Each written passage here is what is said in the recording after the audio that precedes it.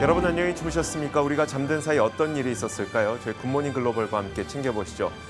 미국 증시의 매도세가 계속 이어지고 있습니다. 지난 밤 사이에도 미국 3대 지수는 결국 하락한 채 마감이 됐는데요.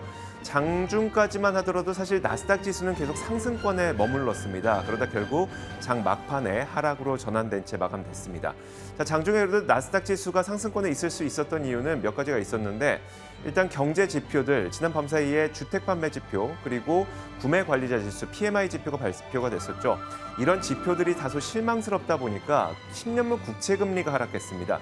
금리에 대한 부담감이 다소 사라졌던 가운데 나스닥 지수가 오를 수 있었지만 그것보다는 시장에는 다른 경계 심리가 더 큰 것 같습니다. 예컨대 이번 주에 예정된 PCE 물가 지표가 있죠. 그리고 제롬 파월 의장의 잭슨홀 미팅에서의 연설이 있습니다. 이런 중요한 그 지표와 이벤트를 앞두고 시장의 경계 심리는 더 컸던 것으로 분석됩니다. 자, 그러다 보니까 3대 지수 모두 하락했고요. 다우존스 산업지수와 S&P 500 지수는 3거래일 연속 하락한 채 마감됐습니다. 자, 그렇다면 시장에서 어떤 일들이 있었는지 자세한 마감 시황부터 살펴보겠습니다. 최서영 캐스터입니다. 현재 시간 8월 23일 화요일장 마감 상황 전해드리겠습니다. 이번 주 잭슨홀 미팅을 앞두고 미 연준의 앞으로의 행보가 주목받고 있는 가운데 미국 경제 지표들이 부진하게 나오면서 스태그플레이션 우려도 불거지고 있습니다. 때문에 미국 증시가 혼조세를 보이다가 약보합에서 마무리됐는데요. 그런 간밤 시장 움직였던 주요 이슈들 자세하게 확인해 보도록 하겠습니다. 스태그플레이션에 대한 우려가 다시금 고개를 들고 있습니다. 경제 지표들이 약화가 되면서 경기 침체 우려가 심화되고 있기 때문인데요. 때문에 미 연준이 고인플레이션을 해결하기 위해서 지속적으로 금리를 인상하긴 하겠지만 9월 회의에서 75베이시스 포인트가 아닌 50베이시스 포인트 전환 가능성도 높아지고 있습니다. 그럼 이 스태그플레이션 우려를 부활시킨 경제 지표들이 어떻게 나왔는지 자세히 확인해 보도록 하겠습니다. 미국의 경제 지표들이 부진하게 나와줬습니다. 7월 미국 신규 주택 판매는 전월 대비 12.6% 하락했는데요. 2016년 1월 이후 최저 수준입니다. 8월 리치먼드 연은 제조업 지수는 마이너스 8로 전월에 0을 기록한 이후에 큰 폭으로 하락한 지수고요. 예상치인 마이너스 5를 하회했습니다. S&P 글로벌의 8월 서비스업 PMI는 44.1로 27개월 만에 최저 수준을 기록했습니다. 이렇게 경제 지표들이 부진하게 나왔기 때문에 앞으로의 연준의 행보에 대해서 잭슨홀 미팅에서 파월 의장이 어떤 이야기를 할지 주목을 받고 있습니다. 다음은 섹터 종목별 흐름 확인해 보도록 하겠습니다. 국제유가의 급등으로 에너지 섹터가 크게 올랐습니다. 반면에 헬스케어 그리고 커뮤니케이션 섹터는 빨간불을 켰는데요. 종목별로 자세히 확인해 보도록 하겠습니다. 먼저 어제 장마감 후 실적을 발표한 준비디오 소식부터 보겠습니다. 준비디오는 오늘 크게 하락했습니다. 16.5% 하락했는데요. 매출 증가세가 둔화가 됐고 연간 실적 전망을 하향 조정했기 때문입니다. 준비디오는 달러화 강세 그리고 온라인 사업과 세일즈 부문의 성과가 매출에 부정적으로 영향을 줬다고 평가했습니다. 트위터는 사이버 보안 그리고 프라이버시 보호 등에 관해서 연방 규제 당국을 속였다라는 내부 고발이 나오면서 7.3% 하락했습니다. 이번 폭로가 트위터의 스팸 및 가짜 계정을 문제 삼아서 인수를 중단한 일론 머스크 테슬라 CEO와 트위터 간의 법정 분쟁에 영향을 줄 수 있다는 점에서도 관심이 쏠리고 있습니다. 팔로알토 네트워크스는 강력한 수요 증가로 예상치를 웃도는 실적과 가이던스를 발표하면서 주가가 크게 올랐습니다. 또 주식 3대1 분할 그리고 주식 환매 프로그램을 9억 1,500만 달러로 확대한다고 발표한 점도 주가에 긍정적으로 작용했습니다. 메이시스의 주가는 분기 실적이 예상치를 웃돌았다라는 소식에 3.7% 올랐습니다.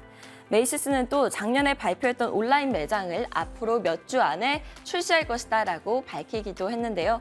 하지만 인플레이션 장기화 그리고 경기 침체 가능성을 고려해서 연간 실적 전망치는 낮췄습니다. 징동닷컴은 긍정적인 실적 발표로 상승했습니다. 중국 경기가 둔화되는 와중에도 월가의 예상치를 뛰어넘는 매출 성장을 기록했는데요. 징동닷컴은 또 연간 활성 이용자 계정 수가 9.2%나 증가했다고 발표했습니다. 핀두어두어는 북미 시장 진출을 준비하고 있다라는 소식에 5.38% 상승했습니다.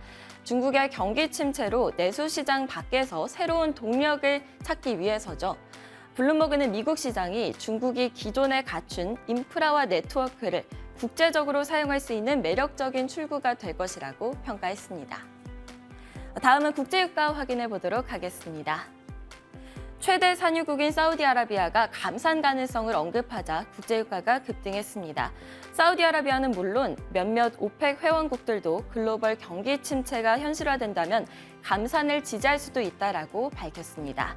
때문에 국제유가는 3달러 이상 상승해서 배럴당 93달러 선에서 거래되고 있습니다. 다음은 금 가격 확인해 보도록 하겠습니다. 금 가격은 7거래일 만에 반등했습니다. 글로벌 달러와의 강세가 잠시 주춤했기 때문인데요. 금이 달러와 강세, 그리고 채권 금리 상승, 연준의 금리 인상과 관련된 소식들의 영향을 받고 있는 만큼 잭슨 홀 미팅과 파월 의장의 발언에 따라서 금 시장의 변동성이 커질 전망입니다. 현재 금 가격은 1,760달러 선에서 거래되고 있습니다. 지금까지 뉴욕 증시 마감 시황 전해드렸습니다.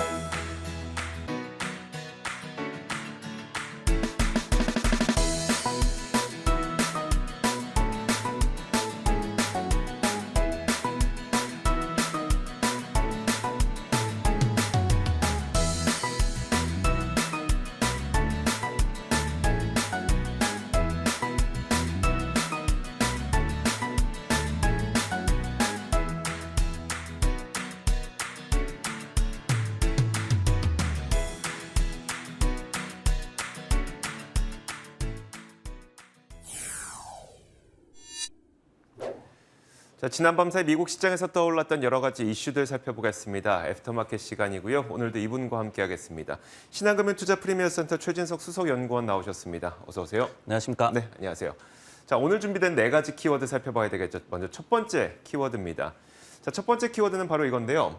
오락가락 금리 전망. 그러다 보니까 시장도 사실 요즘에 좀 경계 심리를 더 갖고 있는 것 같고요. 어떤 내용일까요?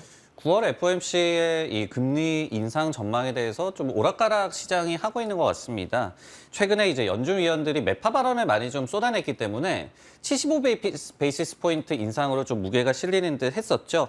하지만은 이날은 또 경제 지표가 일제히 좀 부진하게 나오면서 채권 트레이더들이 50bp 인상에 다시 한번 좀 무게를 두고 있다라고 마켓워치에서 보도를 했습니다.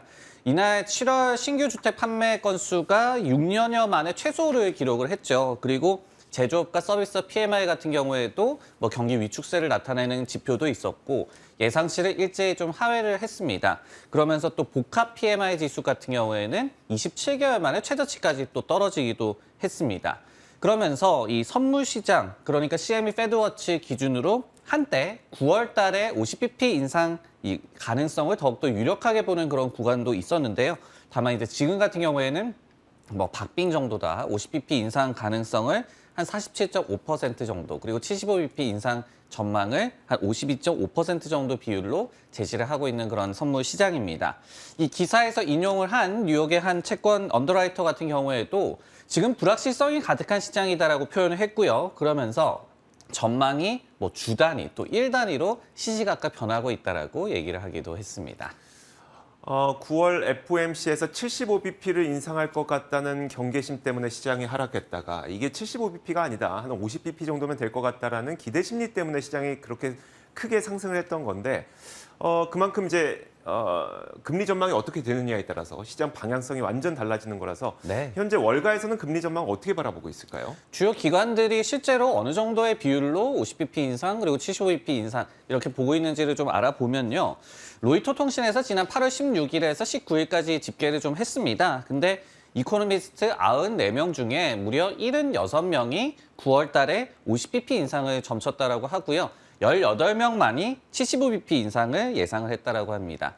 저희가 뭐 보기에 뱅크 오브 아메리카나 골드만삭스 등이 대표적으로 지금 9월 달에 50bp 인상을 점치고 있는 기관이고요. 그리고 반면에 JP모건 정도는 또 75bp 인상을 점치는 대표적인 또 기관이다라고 볼 수가 있겠습니다. 그러면은 과연 이제 50bp 인상을 9월 달에 이루어진다고 한다면 이거를 시장에서 얘기를 하는 페드 피봇, 그러니까 연준의 비둘기파적인 정책으로의 전환 아니면은 금리 인상의 속도 조절로 좀 볼 수가 있겠느냐, 이렇게 보기에는 또 좀 무리일 것 같은데요. 왜냐하면은 시장이 기대하는 바가 이거보다 좀 더 높기 때문입니다. 뭐 예를 들어서 내년 초에 당장 금리 인하가 이루어질 것으로 시장이 좀 기대를 했었죠. 그렇기 때문에 이날 같은 경우에도 골드만삭스의 유명 이코노미스트죠, 얀 해치우스 같은 경우에도 내년에도 인플레이션이 높게 유지가 될 것이다, 그러면서 연준이 수년간 금리 인하를 하기는 좀 힘들 것이다라고 또 분석을 했기 때문에 시장에서도 이런 뭐 금리 인하 가능성 아니면은 금리 인상 속도 조절 가능성에 대해서 좀 눈높이를 좀 낮춰야 한다, 이렇게 시선들이 좀 많이 나오고 있습니다. 네, 알겠습니다. 자, 이렇게 첫 번째 키워드 살펴봤고요. 이어서 두 번째 키워드 보겠습니다. 자, 두 번째 키워드는 바로 이겁니다. 인플레 안정이냐 아니면 침체냐, 둘 사이에서 좀 오락가락하는 그런 지표들이 나오고 있는데 최근 나오는 주택 지표를 보시면요, 상당히 부진하게 나타나고 있습니다. 인플레이션의 주된 원인 가운데 하나가, 그리고 굉장히 큰 원인 가운데 하나가 주거비이기 때문에, 그럼 주거비가 낮아지는 게 인플레이션 안정이냐 아니면 주택 시장이 안 좋아지는 건 침체의 전조냐, 이 사이에서 오락가락하고 있는 거거든요. 자, 먼저 인플레이션 주 원인이었던 렌트비 상승세는 일단 정점을 좀 지난 것으로 평가가 되고 있습니다. 전국적으로 지난 7월 렌트비 상승률은 전년 대비 12.2% 올랐는데요. 그 전월에, 그러니까 6월에 13.8% 올랐었기 때문에 정점 지나고 좀 렌트비가 꺾이는 것 같다라는 평가가 나오고 있고요. 자, 최근에 발표됐었던 지난 밤 사이에 발표됐었던 신규 주택 판매를 보면요, 전월 대비 12.6% 감소한 것으로 확인됐습니다. 2016년 이래 최저치를 기록했고요. 자, 뿐만 아니라 기존 주택 판매, 얼마 전에 발표됐었죠. 기존 주택 판매는 전월 대비해서는 5.9% 하락했고요. 전년 동기 대비해서는 20.2% 하락했거든요. 이만큼 그 주택 시장이 굉장히 급격하게 얼어붙고 있다는 것은 부정할 수 없는 사실입니다. 아무래도 최근에 대출 금리가 상승하고 주택 가격이 높다 보니까 미국의 주택 시장이 급격히 둔화되고 있는 건 사실인데요. 이에 대한 평가가 극과 극입니다. 일단 CNBC에서의 헤드라인을 살펴보자면 미국의 렌트비가 드디어 완화되기 시작했다라는 뉘앙스를 내비쳤습니다. 이 말은 인플레이션, 즉 주거비 상승이 좀 완화되고 있다, 이렇게 보일 수가 있는 거고요. 자, 반면에 전미 부동산협회에서는 주택 판매와 주택 건설 시장의 침체를 목격하고 있다, 이렇게 평가를 하고 있어서 이걸 정말 인플레이션 완화로 봐야 되는지 아니면 주택 시장의 침체 전조 현상으로 봐야 되는지 굉장히 헷갈리거든요. 어떻게 봐야 될까요? 주택 시장을 우리가 바라보면서 인플레이션 완화 기대냐 아니면은 침체 우려냐, 사실은 이제 이 둘 다 틀린 말은 아니에요. 둘 다 이제 실제로 존재하고 있는 그런 시각들이고, 뭐 둘 다 좀 로직이 있는 그런 시각이다라고 얘기를 드릴 수가 있겠습니다. 근데 이제 저희가 생각해 볼 관건은 어느 정도 이제 경기 둔화에서 좀 마무리가 될 것이냐, 그리고 가격 같은 경우에 실제로 좀 하락을 할 것이냐, 이 두 부분을 좀 살펴봐야 될 것 같은데요. 첫 번째 부분에 대해서 얘기를 좀 드리자면은 시포트 같은 기관에서도 간밤에 주택 시장이 진정한 둔화에 돌입하기 시작했다라고 해석을 했습니다. 그러면서 경제 전반과도 이 같은 건설 경기가 좀 연관성이 크기 때문에 경제 전반에도 좀 부정적인 요소다라고 해석을 했습니다. 그래서 주택 경기가 둔화되더라도 좀 적당히 둔화가 되면서 좀 마무리가 돼야 된다. 물론 이제 연준에서는 풀 그런 리세션을 뭐 바라고 있는지는 모르겠지만은 이런 경기 측면에서는 주택 경기의 둔화가 어느 정도에서는 좀 매조지가 돼야 된다라고 좀 말씀을 드리겠고요.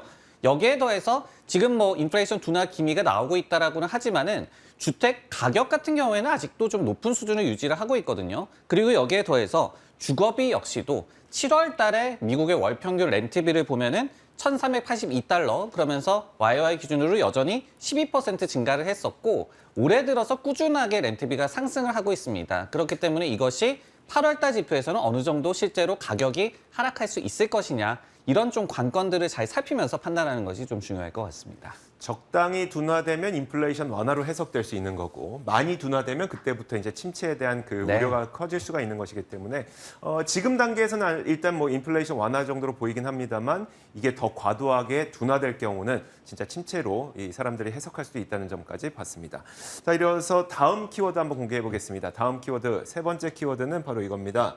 큰 물에서 논다라는 건데 사실 이 기업 로고가 저희가 그렇게 익숙하지 않거든요. 네. 어느 기업일까요? 근데 이제 여기 한자를 또 보시면은 이 뒤에 이 만에 다자가 두 개가 있잖아요. 네네. 이거를 또 보시면 힌트를 얻으실 수 있을 것 같은데 뭐 어떤 기업이든지 뭐 사람이든지 큰 물에서 좀 놀아야 되잖아요. 그렇죠, 네. 근데 이제 중국의 전자상거래 업체 핀도더인데 이 기업이 미국 증시에서 지금 이틀 연속으로 좀 주가가 급등을 했습니다. 근데 그 이유가 큰 물에서 좀 놀 것이다라는 기대감, 미국 시장에 이제 진출할 것이다라는 기대감 때문이었습니다. 로이터와 블룸버그가 각각 좀 보도를 했는데요. 핀도더가 다음 달에 크로스보더, 그러니까 국경 간의 전자상거래 플랫폼을 론칭할 계획이고, 그리고 미국 시장이 그 첫 타자가 될 것으로 전망이 되고 있습니다. 참고로 이제 지난 2015년에 창립됐던 핀도더인데요. 최저가 전략이라든지 아니면은 소비자 간의 메시징을 좀 교환하는 것을 통해서 저렴한 가격을 또 찾아가는 이런 또 여러 가지 모델 등으로 인해서 알리바바와 JD.com이 지배하고 있는 중국 전자상거래 시장의 균형을 좀 무너뜨린 바 있는 그런 기업입니다. 하지만은 뭐 다른 전자상거래 기업과 마찬가지로 중국 내부에서의 뭐 규제 문제도 있었고 코로나19 재확산 문제도 있었기 때문에 최근에 성장 둔화를 겪고 있었던 기업이기도 합니다. 자, 핀도더가 과연 정말 아마존이 장악하고 있는 미국 시장을 무너뜨릴 수 있느냐. 자, 여기에 대해서 어떤 의견들이 있을까요? 그리고 이들이 분명 어떤 차별화 전략을 좀 네. 갖고 있을 것 같은데요. 맞습니다. 이제 중국 현지 언론에 좀 따르면요, 핀도더가 미국에서 이제 성공을 한 중국의 패스트 패션 전문 이제 쇼핑몰 쉬인이라는 그런 기업이 있거든요. 근데 여기에 전략을 좀 벤치마킹할 보관을 갖고 있다. 이렇게 좀 전망들이 나오고 있습니다. 근데 이제 쉬인이 어떤 전략을 그러면 갖고 왔었느냐? 현지화도 잘했었고요. 그리고 뭐 저렴한 가격이라든지 그리고 빠른 배송에 강점을 뒀었습니다. 그렇기 때문에 핀도더도 일단 기본적으로는 이런 것들을 좀 강점으로 들고 나올 것으로 예상이 되고 있고요.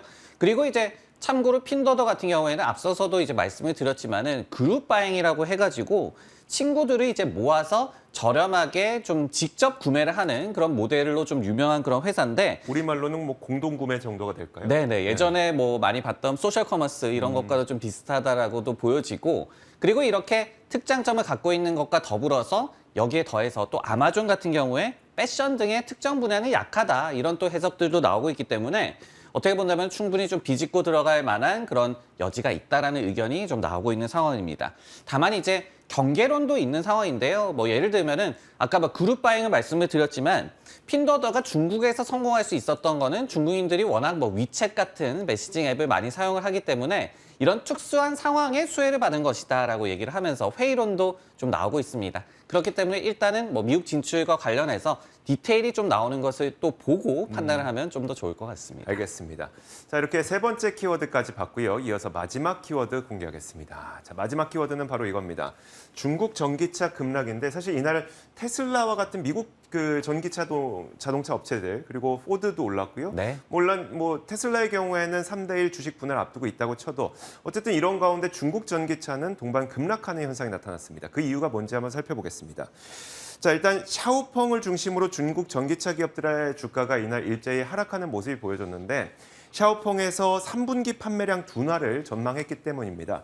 자, 그러면서 샤오펑은 10% 넘게 하락했고요. 니오가 3.5%, 리오토도 거의 5% 가까운 하락세를 지난 밤 사이에 보였습니다.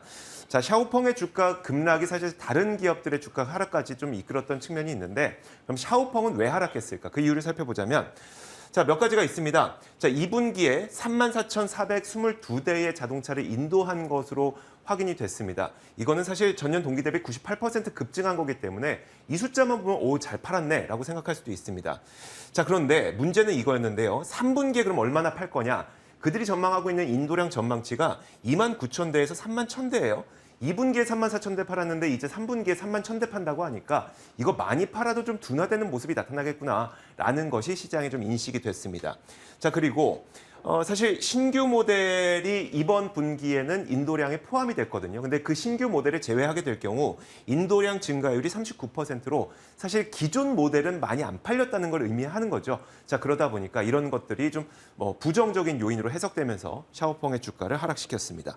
자, 여기다가 배터리 소재 그리고 배터리 가격이 높아지면서 비용이 증가하다 보니까 샤오펑의 마진율도 11%에서 9.1%로 하락했거든요. 또 한 가지가 경기, 그러니까 중국 경기 둔화에 대한 우려가 있는 상태잖아요. 요즘에 중국은 계속 금리를 인하하고 있습니다.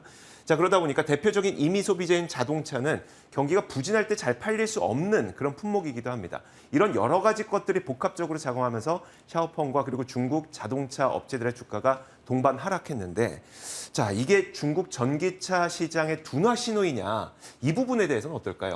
일단은 중국 전기차 업체들의 주가 흐름이나 아니면 최근에 분위기가 안 좋은 것만은 좀 당연한 것 같아요. 왜냐하면은 미국에서 또 인플레이션 감축 법안이 통과가 됐잖아요. 근데 여기에 전기차 관련돼서 좀 내용들이 전기차 밸류체인을 미국 중심으로 좀 공급망 중심으로 좀 재편을 하자, 이런 내용도 좀 있기 때문에 중국이 좀 소외되지 않을까, 이런 우려도 어떻게 본다면 주가 흐름과 최근에 투자 심리에 좀 영향을 주고 있는 것 같습니다.